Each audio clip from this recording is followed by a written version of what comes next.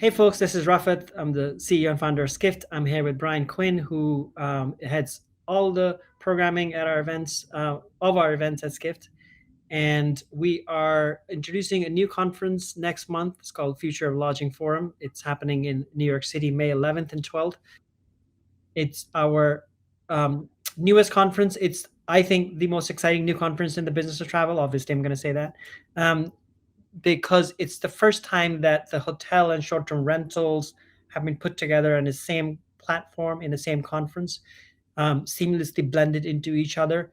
And there are a few reasons why we think it's important. And then Brian and I are going to discuss how he's putting together the program for the conference that's coming up. So one of the themes that we're exploring as Skift is what we were calling the Great Merging, which is if how people how they live, work, and travel have merged into each other, which they certainly have over the last 2 years. It's our daily lived reality these days. What does it mean for how it's manifesting itself in travel? And it's happening in many different ways. Of It's showing up in the hotel industry, it's showing up in the short-term rental industry, it's showing up in how airlines and their revenues are changing going ahead. It's changing in how destinations and the mix of travelers that are coming into it. So we're exploring these themes across Skift on a daily basis. I'm also writing an essay called The Great Merging, which will come out in the next uh, in the next few days. And so this conference that we're putting together, the Future of Lodging Forum, is talking about a bunch of these themes: innovations that are coming in hotel sector, innovations that are coming in the short-term rental sector, and then some early innovations that are happening at the intersection of these two sectors. So that's what this conference will be about. So Brian, obviously you're putting together the whole program for it. I think we're almost there in terms of finalizing the program. It's a great list of speakers, a great list of topics. So how are you thinking about the programming, and what are the chess pieces you're trying to move? Yeah, I mean, it always, for me, starts with how do we kind of get the smartest people in the room and the game changers who are out there thinking about these problems. And it does seem like this, you know, intersection of how we live and work and the decentralization of everything has inherently been, a part of every conversation we've had. So how can we best showcase these discussions? We're doing it not only just across traditional hotel players, but also the short-term rental players. Of course, we know from hosting our short-term rental summits. And so it really is the first opportunity to bring these players together and say, okay, what are the similarities and where are the crossovers that we're all seeing? Because in many instances, it is a similar conversation on both sides. And so we're hopeful that, there's a great cooperation there between them. And the common themes that you're exploring are the changing consumer behavior. I think one of the lines that you have in the description is, um, actually, why don't you say what the line is how consumers are driving the future here. Yeah, I mean, at the center, obviously, just like at the center of a hospitality experience is the guest, it's also the reason why everything is changing. And so, more than just the industry saying this is what we think it should be, we know that it's guests that are transforming the industry, how they stay. That's why rentals have been exploding throughout the pandemic, and as the outdoors and lifestyle and certainly where people stay for traditional hotels. And so their needs are changing. What does that mean for the way in which hotels change their experience, their operations, technology, those deeper relationships? And yeah, so we're exploring those across the agenda. Well, we're not only exploring it, you're living the brand as we speak, which is you are working out of a hotel lobby. Yeah. And so I guess not a digital nomad because it's not that far from your house, but you are working and traveling, and so it's not. Is it a leisure It's trip? Is it a business trip? I think that's kind of the interesting things that we're exploring, and how does that translate into the hotel, in this case, in the hotel world? right. Yeah, I'm at a Marriott brand, but this time. But I think it's interesting how when we live and work, my family's also here. Why not? Why just stay at home if we work at home when we can go to another city, for the spring break week and for our daughter. and have a moment to get away and explore that. So, and we'll have those kind of conversations with Citizen M, with Sonder, Blue Ground, Selena, and it really will kind of start with the program, kind of looking broadly at where hotels are remaining competitive, and obviously technology and digital tools are a big piece of that. Real estate and how real estate is used and how investors are thinking about it in the future. That's a big piece of this conversation. We'll have JLL and Highgate. Outdoor travel will be a part of how, and I guess our connection to nature. How do we bring nature into hospitality? And broadly, where people's choices are changing, what the consumer trends are telling us from many of these leaders across the industry, from both hotels and short-term rentals.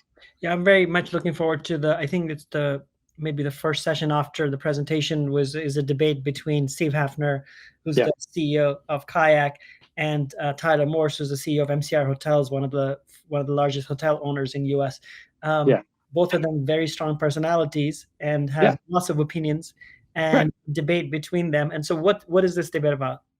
Well, I mean, it's funny because Dennis, in a preview article, was like, what do you think gives you the right to open up a hotel? And more or less, he said it a little differently, but it's amazing how for Meta Search, for a Meta company and that legacy, they actually have a lot to offer. And so both are really taking a technology kind of standpoint and a digital perspective, if you think about it, because that's a lot of people are trying to figure out that piece. So I think it's a competition through digital tools, distribution, brand awareness, streamlining of operations.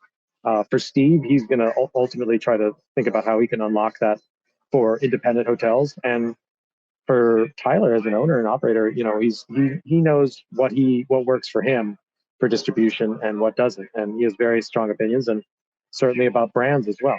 Mm-hmm, mm-hmm. And a couple of the companies that we follow pretty closely that are actually at the intersection of hotels and short-term rentals, like Sonder is a great example. Selena is another example. What do you hope to get out of them?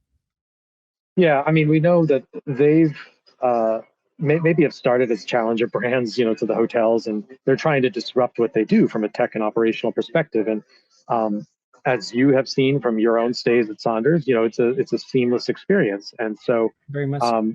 Where are they generating demand? Where are they continuing to maybe pull demand away from traditional hotels, whether it be for group or business? What's their strategy there?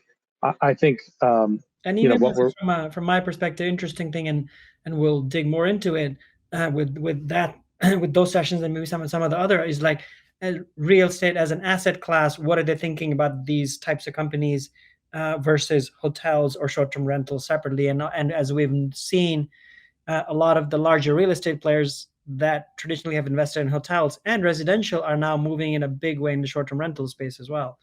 And so that'll be a thread of discussion there as well.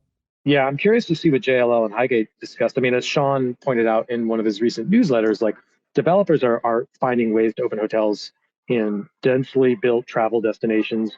That's driving a lot of the investment. And so how is that real estate? I mean, from what we discussed with Arash from Highgate in a prep call, real estate's driving so much at the center of what's happening. And I think really that will continue to come up throughout the event, and what those implications mean, not just for rentals, but for hotels.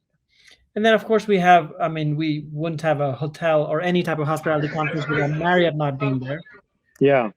I mean, so they're the biggest hotel player, of course, at the event, and discussing, not just how rentals and hotels coexist. Let's maybe describe it as a coexisting level thus far, but how do they really complement each other? And I think no one can argue that what Marriott has done is really helped streamline the operation for rentals, and they've done so much, and they've helped professionalize the space in an immense way.